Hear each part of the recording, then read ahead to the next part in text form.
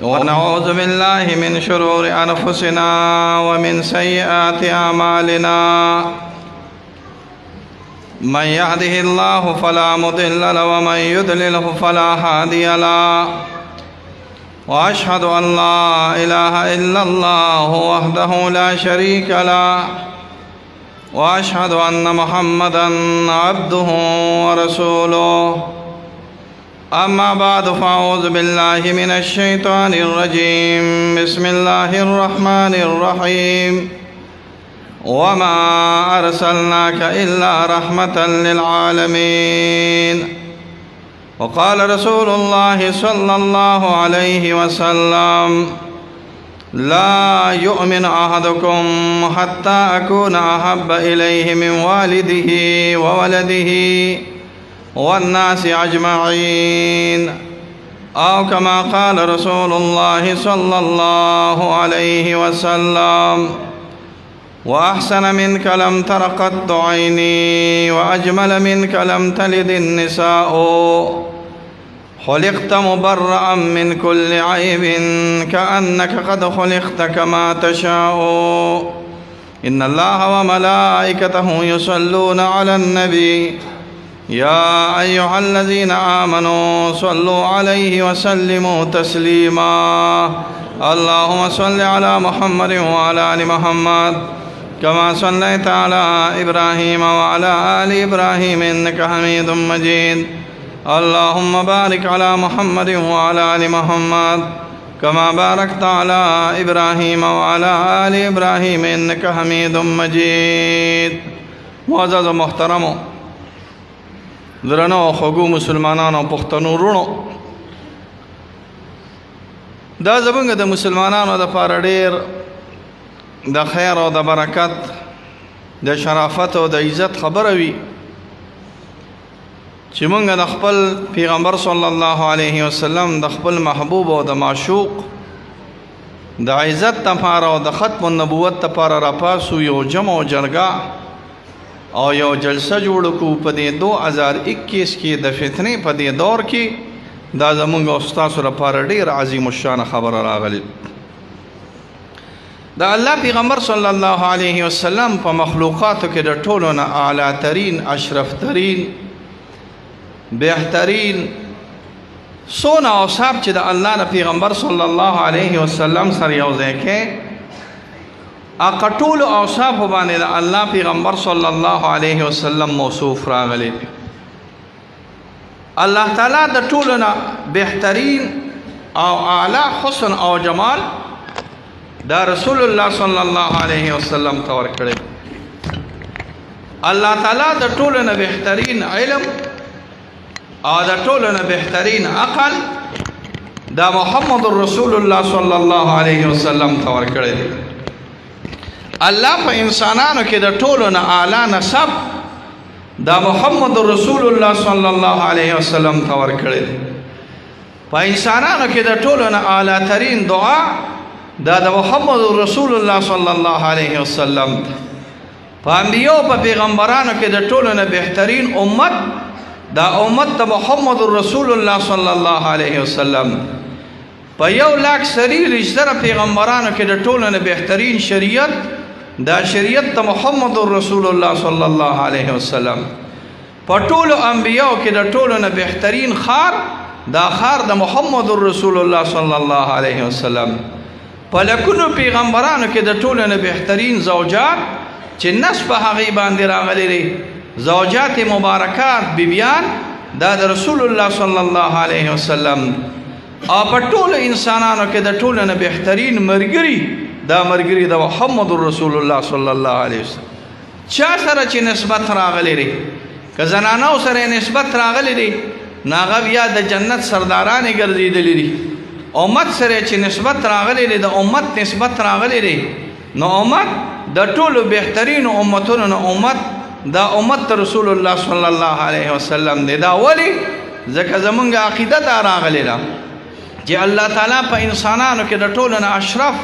او د ټولو نه بهترین شخصیت او برگزیده هستی دا د رسول الله صلی الله علیه وسلم پیدا کړی ده لا يمكن الصنع كما كان حقه بعد از خدا بزرگ توی قصه مختصر ډېرې خبرې به پکې نه کوو د تورو والا خلکو خو بس دا به وي چې الله تعالی حسن و جمال علم او عرفان پیغمبري او نبوت دا په محمد رسول الله صلی الله علیه وسلم ختم کړی دي دا مقیده ده او کنه دا وایي کنه دا مقیده معجزات الله تعالی دا الله پیغمبر له ورکړي دي حق او سچ معجزات الله تعالی ورکړي دي د نبوت د ټولو نه لوی دلیلونه دا دي زما بعضې خبرې علمي وي هغې باندې بیا د عوام نه پوهېږي خو زه به کوشش کوم چې زه یې لږ داسې په پښتو کې نه ووایم جلال الدین سیوطي رحم الله یو عالم تېر شوي دی نوم به مو اورېدلي د جلال الدین سیوطي رحم الله یو ډېر ښکلي کتاب راغلی دی خصایص کبرا ورته ویل کېږي مولیان طالبان قاریان دې ځان سره نوم یاد ساتي او د جلال الدین سیوطي رحم الله نه مخکې امام بهقي تېر شوی دی او د امام بهقي رحم الله کتاب د دلائل النبوت ته ویل کېږي هغې کې د الله د پیغمبر صلی الله علیه وسلم د معجزاتو بیان دی امام اصفهاني ورته ویل کېږي ابو نعیم الاصفهاني دلائل النبوت ورته ویل کېږي د الله د پیغمبر صلی الله علیه وسلم د معجزاتو بیان دی زمونږ حنفیانو کې یو ډېر لوی امام تېر شوي دی مستغفري ورته ویل کېږي هغه یو کتاب لیکلی دی دلائل النبوت هغه کې د الله د پیغمبر صلی الله علیه وسلم د معجزاتو بیان دی دغه شان فریابي ورته ویل کېږي فریاب په افغانستان کې نه راغلی دی هغه یو کتاب لیکلی دی په دلائل النبوت سره هغه کې د الله د پیغمبر صلی الله علیه وسلم د معجزاتو بیان دی او زمونږ د دې زمانې نه لږ غونتې مخکې اسماعیل نبهاني ورته ویل کېږي دا د بیروت ډېر لوی عالم راغلی دی حجت الله علی العالمین فی معجزات سید المرسلین دا بهترین ښکلی اعلی کتاب دی په معجزو د رسول الله صلی الله علیه وسلم تاسو ته پته ده د الله د پیغمبر صلی الله علیه وسلم د معجزو شمار نشي کېدی خو چې کومې معجزې په حدیثو کې بالفرض راغلیم دی او چا شمارلیم دی نو 2.5 معجزې د الله د پیغمبر صلی الله علیه وسلم راغلي بلکې د 2.5 معجزو هم د الله د پیغمبر صلی الله علیه وسلم معجزات دا زیات راغلي دي یو معجزه چې د پیغمبر صادق شي او صادق شي یو معجزه کافی ده د پیغمبر د صداقت لپاره معجزې الله تعالی د کاذب او د دروغجن سړي په لاس باندې نه پیدا کوي او نه الله تعالی ول ورکوي دا د صدق د پیغمبرانو علامه وي او دا د صدق د رسول الله صلی الله علیه وسلم علامه ده د ټولو نه لویه معجزه چې هغه په اسمانونو کې هم جاري او ساري ده هغه معجزه د شق القمر راغلی ده د ټولو نه لویه معجزه دغه قرآن د رسول الله صلی الله علیه وسلم راغلی دی روایاتو کې نه راځي ابو جهل ډېر ناکاره سړی و دا د الله د پیغمبر صلی الله علیه وسلم دشمن راغلی و تاسو به اورېدلي د علامه فریابي ذکر کړي دي یو ځل ابو جهل راغی د الله پیغمبر صلی الله علیه وسلم ته داسې په لاسو کې کاڼي ونیول یا محمد وایه که نه ما په دې لاسو کې څه دي که زما په دې لاسو کې دا وینا وکړه نو زه به ستا پیغمبري ومنم حضور صلی الله علیه وسلم مته فرمایي دا خو لا پرېږده چې زه درته ووایم چې دا څه دي که دا ستا په لاسو کې څه دي دا په خپله باندې شهادت ورکړي نو بیا به یې منې وی یاره بیا خو به یې ومنم نو چې کله یې شروع لاس یې بند و او د بند لاس نه اشهد ان لا اله الا الله او د اشهد ان محمد رسول الله صلی الله علیه وسلم خبره روته ناره روته روایاتو کې راځي او عربي راغی داسې غټ غټ لستوړي به و د پخوا زمانې د عربیانو یو زب موږ یو ته په عربۍ کې خادمې وي خادمې په دې لستوڼي کې داسې راچولې وه دام علامه بهقي رحم الله دلائل النبوت کې نقل کړي دي وی محمد صلی الله علیه دا زمونږ د طرف نه زما په دې لستوڼي کې څه دي دا څه دي وی یاره درته نه یم خبر څه دي مقصد دې څه دی وی یاره که چېرته بالفرض زما د دې لستوڼي دا حال دې ما ته ووایي زه به ایمان راوړم وی یاره د لستوڼي دا حال دی یو طرف ته ته دا پرېږده زب دی پکې هغه زب خادمې چې کله رووته په دوه خپو باندې شوه او کلمې ویله چې اشهد ان لا اله الا الله و اشهد ان محمد رسول الله دا معجزات ته رسول الله صلی الله علیه وسلم دی دا دروغجن سړي معجزات نه ګوري ښه قادیاني ته ګوره معجزو ته ګوره دې خولې ته ګوره انټرنیشنل غل راغلی دی ګورې دا ځان سره یاد ساتی د غلو معجزات نه د ده یو مرید به یې ورته ووایي ما سره خو نور څه الفاظ نشته مرید خو ډېر پاک لفظ راغلی دی خو زه داسې بل څه الفاظ د دې لپاره استعمال کړم تاسو ووایئ که نه داسې څه الفاظ در سره شته چمچه یاره دا چمچه ډېره خېل دی ما یاره د دې هم چمچه وه حکیم نورالدین ورته ویل کېږي چېرته دا تصویرونه هم د دې تورمخو لیدلي دي که نه هم دي لیدلي حکیم نورالدین ورته ویل کېږي د هندوستان د ټوله نسقاوالې سړی چې راغونډ کړي نو د هغه نوم حکیم نورالدین دی دې ته مونږ په اردو کې وایي نهلا په دهلا چېرته مو اورېدلی دی که نه او اردو باندې لږ لږ پوهېږې که نه پوهېږي استاد بزرګ سړی خو راته ښکاري تصفیه خیرات خو لږ اردو بیا ده ښه دې ته وایي نهلا په دهلا څنګه چې قادیاني رزیل راغلی دی دغه شانتې دا چمچم ډېره غټه رزیله راغلې وه دا چمچی نوم یې حکیم نورالدین دا په ټول هندوستان کې ګرځېدلی و ځان له یو ګورو ګورمه ځان له یو پیر به ورته ووایم ګورو ګورمه بس تو راتو شو دې قادیاني له راغی بیا خو دواړه غټ رامیان و د ارامي سړي خو د ارامي سره دوستانه جوړېږي کله داسې چلو یو ځل په قادیان کې نه ناست و قادیان علاقه ده حضرت تانوي رحم الله په ملفوظات کې نقل کړي دي وي دواړه په قادیان کې نه ناست قادیان کې چې دواړه ناست د رسول الله صلی الله علیه وسلم د معجزاتو بیان شروع شو وی دی قادیانی وی چې میں بھی معجزہ پیدا کرنا چاہتا ہوں زم یو معجزہ پیدا کوم معجزہ څوک نشي پیدا کولی دا د الله کار راغلی وي خو وی زم یو معجزہ پیدا کوم دا چمچه ورته وایي یاره پیدا به یې کړو که نه یو چال به جوړ کړو مکر به جوړ کړو څنګه چل به وکړو وی یاره داسې چل به وکړو چې زه به په 4 بجې باندې درس کوم او ته به فکس په پاو باندې 4 باندې پلانکي ارړ ته لاړ شي او یو میخه به راوالې رونیسې او دا میخه به دې ارړ ته ور واچې او زه به پاو باندې په 4 بجې باندې چغه ووامه چې هله د حکیم نورالدین نه میخه ارړ ته غورځېدلې ده هغه به تا اصل کې ور اچولې وي بس چې کله زما دا خبره ریشوخېږي نو بس بزرګي به مې سمه شي الله تعالی یې شرموي وایي چې کله پاو باندې 4 بجې شو نو قادیاني چغه وواله چې هله د حکیم نورالدین نه میخه ارړ ته غورځېدلې ده د جومات خلک را روان شو چې زه ریشه د حکیم نورالدین نه میخه ارړ ته غورځېدلې ده خو الله تعالی شرموو د میخې بیا څه چې ونیسي او میخه اخوا ځي او ته دې خوا راکاږي نو په مشکله باندې نو حکیم نورالدین د میخې بیا څه نیولې ده دې ارړ ته یې راکاږي چې ور ویچوي او میخه چېرته ارړ ته غورځېږي څه لیونی خو نه ده له قادیاني غوندې نه هغه لیونی نه ده نه هغه دې خوا زور کوي دغه معجزه او دا کرامت یې ملاړ په زول لاړ دغه بس سړي دغه الله تعالی دا همیشه ظاهروي همیشه په پیغمبرۍ کې صدق ضروري راغلی دی پیغمبري کسبي نه ده راغلی دا ځان سره یاد ساتئ چې مونږ وایو چې پیغمبري به په کسب سره راشي پیغمبري کسبي نه ده راغلی زموږ په هندوستان کې 3 کسان داسې دي چې هغې دین ته ډېر زیات نقصان رسولی دی دا یاد ساتئ ښه یو زموږ په هندوستان کې دا قادیاني کافر دا ډېر ناکاره سړی دا د انګریز د چال او د انګریز د پوند او د ډالر د وجې نه راووت زموږ هندوستان کې مسلمانانو ته ډېر نقصان رسولی دی یو تاسو خفه کېږئ یم خیر دی که څوک پکې نه ناست یې نو موږ د چا بد نه ویو خو هسې یې نومولو یو ته احمد رضا خان بریلوي وایي احمد رضا خان بریلوي دا د انګریزانو د سازش د وجې نه راووته او دین ته ډېر نقصان رسولی دی خیر دی تاسو خفه کېږئ یم ښه یو دا سرسید احمد خان مې ډېر زیات بدي شي ډېر اوږده اوږده ګیرې یې نیولې ده ګورې ښه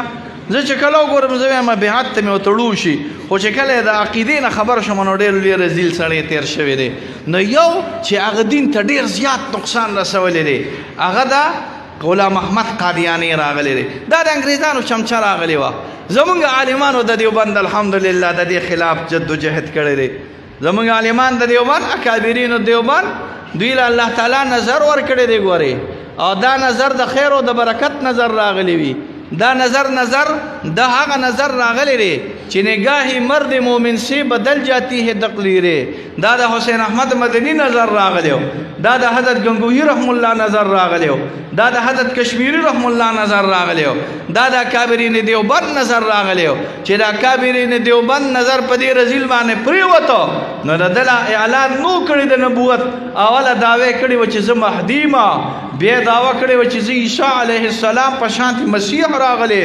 بیا دعوه د پیغمبرۍ وکړه خو د عالمانو د دیوبند نظر دا کامل نظر دی دا د اولیاء د بزرګانو نظر دی پته ولګېده او نظر یې لګېدلی و چې دا فتنه راغلی ده او دا به دین ته جنجال جوړوي. د عالمانو د دیوبند کې لودیانه ورته ویل کېږي که تاسو نوم اورېدلي عالمانو د لودیانې اولنۍ د کفر فتوا په غلام احمد قادیاني باندې ورکړه او بیا د دیوبند نه اواز اوچت شو چې دا ډېر ناکار او رزیل او بدبخته سړی دی. بیا اواز اوچت شو چې دا کافر دی. بیا زمونږ په علاقه کې پاکستان جوړ شو. نو په پاکستان کې یو وزیر اعلی یو وزیر خارجه تاسو به چرته نوم اورېدلی سر ظفرالله به یې ورته وایي. څه به یې ورته وایي؟ سر ظفرالله خان. سر ظفرالله خان دا ربوه مربا دا خدای دې غرقه کړي دا ټول سر ظفرالله خان جوړه کړې وه. دغه سر ظفرالله خان راولګېد او کوشش یې وکړ چې د پاکستان په کلیدي کرسو باندې او په کلیدي عهدو باندې قادیانان راشي. الله تعالی ورته یو زمری پیدا کړ او الله تعالی د هغه زمری په لاس باندې قادیانان په دې ملک کې ګمراهان او کافران ثابت کړه چې دا هغه زمری نوم مفتی محمود راغلی دی. دا مفتی محمود صاحب دا مولانا مفتی محمود صاحب هزاروی صاحب مولانا عبدالحق صاحب دا ډېر نیکان خلک راغلي ګوري. مولا کې به دوه بس په راغلي ګوري. ښه یو به مولا کې علم راغلی چې مولا کې علم نه وي نو کار یې خراب راغلی ګوري. زه کله طالبانو ته سوال کوم نو زه یم یا الله کامل علم وله ورکې ځکه د نیمګډري علم نه دی الله تعالی په امان کې وساته. علم چې د کامل نه وي نو نیم مولا خطره جان او نیم مولا خطر ایمان او نیم حکیم خطر جان نو نیم مولا بری کار خرابوي. خو زمونږ د دیوبند عالمان دا ښه کره عالمانو. خو یاد ساتئ تاسو مانه خفه کېږئ مه ګورئ. ښه علم ډېر ښه شی راغلی دی خو د علم سره دویم نمبر شي جرأت راغلی دی او دریم نمبر شي د علم سره یقظه راغلی ده. یقظه څه ته ویل کېږي؟ هوښیاروالي ته چې علم کې د یقظه وي. ګورئ ښه زمونږ د اکابرینو زمونږ په دې اکابرینو کې دوه قسمه خلک تلي وي سملې ته. یو مولانا عبدالحق صاحب هغه ډېر زیات نیک سړی راغلی و. نیک سړی خو پېژنئ که مولانا عبدالحق صاحب دا نیک سړی راغلی و. محتمیم صاحب دا نیک سړی راغلی و. مولانا نعمت الله صاحب ورته ویل کېږي دا نیک سړی راغلی و. خو یو عالمانو د دیوبند یو زمری هم لیږلی و. ګورې تاسو د هغه زمري نه خبر یې هغې ته غلام غوث هزاروي وایي. څه وایي ورته؟ غلام غوث هزاروي. غلام غوث هزاروي اسملې ته تللی و. په دې اسملو کې ډېرې خرابې ښځې هم وي که نه. زه یې نوم نه علمه خو ستاسو د دې علاقې شرطه پکې یوه وه نو هغه د علاقې والا راولګېده دې مولیانو ته وي تاسو دې اسملو کې څه کوئ سړیه؟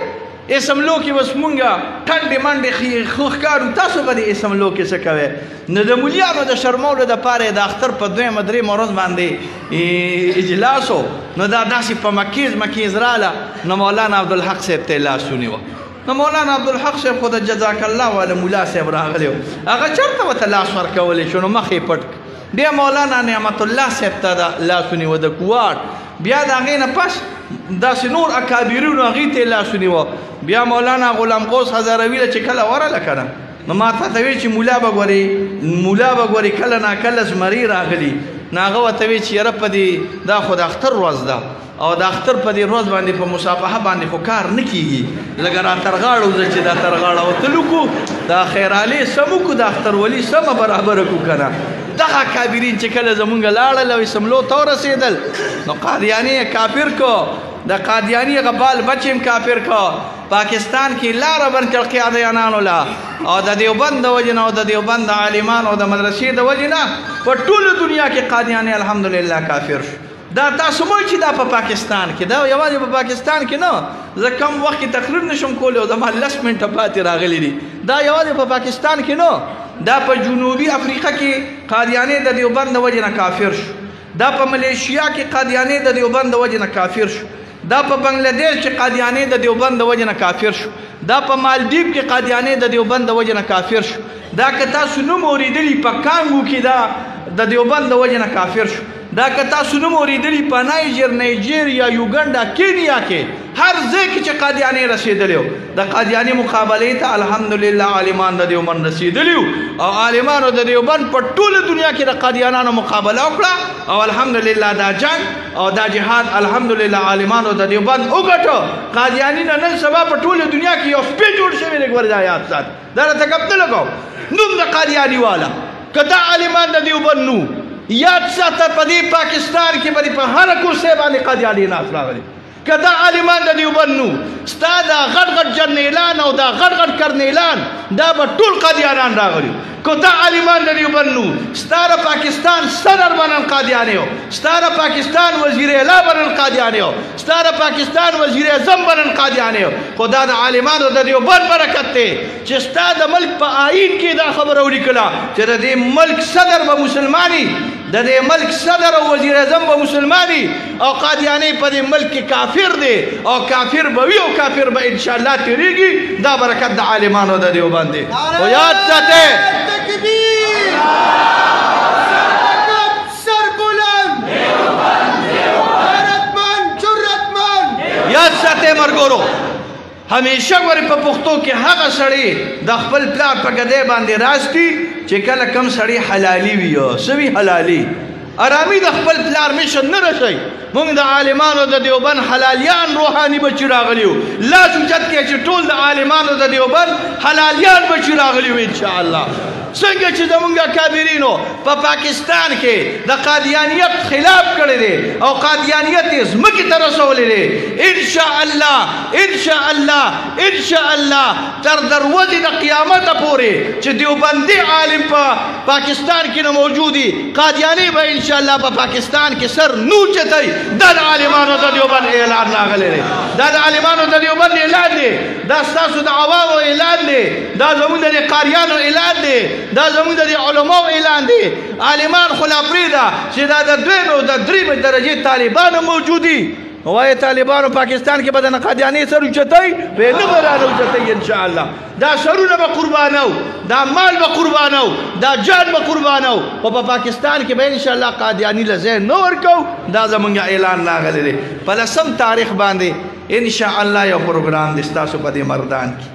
10 تاریخ باندې دی په 10 تاریخ په پروګرام کې به انشاءالله تاسو ټول برپور کوشش کوئ انشاءالله وعده ده که نه انشاءالله دا انشاءالله په 2 قسمه زه چې کله یو پروګرام له نظمه که نه نو هغه پروګرام ته زه لاندې ولیکم زه به درځم انشاءالله دې ته زه مولایي انشاءالله وایم څه وایم مولایي ملا صاحب چې کله یو کار نه کړي نو هغې پسې سیده متصل وایي څه انشاءالله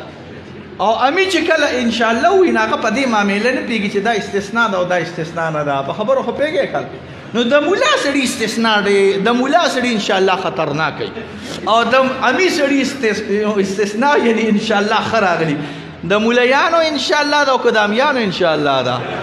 د امیانو انشاءالله ده د برکت دپاره ووایې ښه استثنا به پکې نه کوئ ګورې انشاءالله ما په خپله م انشاءالله ووایې خو انشاءالله که خیر او ژوند او برکتو نه انشاءالله مونږ به دغې پروګرام له ځو کوشش به پکې کوو چنده به پکې نه انشاءالله چو ګاډې به پکې ځغلو مقصد هم نور هېڅ نه دی راغلی ګورې زما خو انشاءالله نه دی او چې زه ویم زما نه دی نو ستاسو هم دی راغلی مقصد به هم صرف د الله تعالی رضا راغلی مقصد به هم صرف شفاعت د محمد رسول الله صلی الله علیه وسلم مقصد به هم صرف دعاګانې د رسول الله صلی الله علیه وسلم راغلی چې زمونږ دا سترګې په قیامت کې د الله را پیغمبر صلی الله علیه وسلم سره لګي زمونږ به د رسول الله صلی الله علیه وسلم د شفاعت امید د رسول الله صلی الله علیه وسلم نه دی چې د الله پیغمبر نو سره نور عمل هم داسې ښه نو راغلی علم هم داسې ښه نو راغلی داسې اعمال هم صالحه نو یا د الله پیغمبره یو کار را سره چې ستا د ختم النبوت دپاره مې د ځان د قربانۍ اعلان هم کړی د ستا د ختم النبوت دپاره مې د بچو د قربانۍ اعلان هم کړی نو ګورئ یاد ساتئ اراده باندې خو الله تعالی اجر ورکوي او که نه ورکوي وایه که نه وایه خوله خوځوئ که نه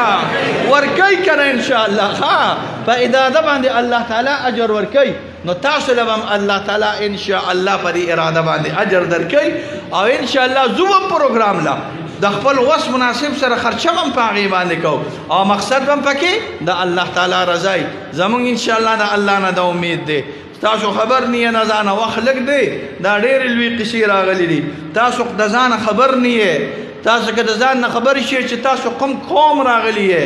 په جنگ رمضان ورته ویل کېږي دا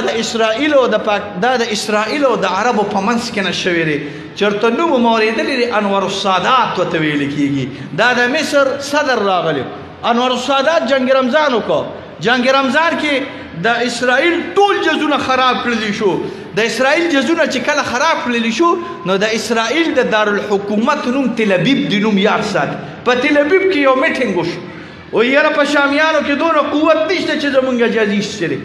یاره مصریانو کې دونه قوت نشته چې زمونږ جزیه ایستلی یاره سعودیانو کې خو بالکل دا قوت نشته چې زمونږ جزیه ایستلی اردنیانو کې عراقیانو کې دا قوت نشته الی تپوسو کې چې دا کوم قام راغلی دی چې زمونږ دا جزیه ایستلی نو ستاسو په هغه وخت کې فوج د اسرائیلو د رد دپاره پاکستانی پایلټان لیږلیو پاکستانی پایلټانو د اسرائیل خلاف جنگ کړی پته ولګېږي چې دا اسرائیلیانو دا جزونه دا پاکستانیانو ایستلي هغوی یو وفد جوړ کړ مونږ ورته جرګه به ویو یا یو کمیټي یې جوړه کړه چې تاسو وګورئ چې د پاکستانیانو زموږ سره څه دښمني راغلې ده زموږ دښمني خو د عربو سره پاکستانیانو سره څه راغلې هغوی چې کله لیکلو کل هغوی وی د پاکستانیانو دښمني تاسو سره نه ده خو پاکستانیان عاشقان د محمد رسول الله صلی الله علیه وسلم دي پاکستان د عشق د رسول الله صلی الله علیه وسلم مرکز راغلی دی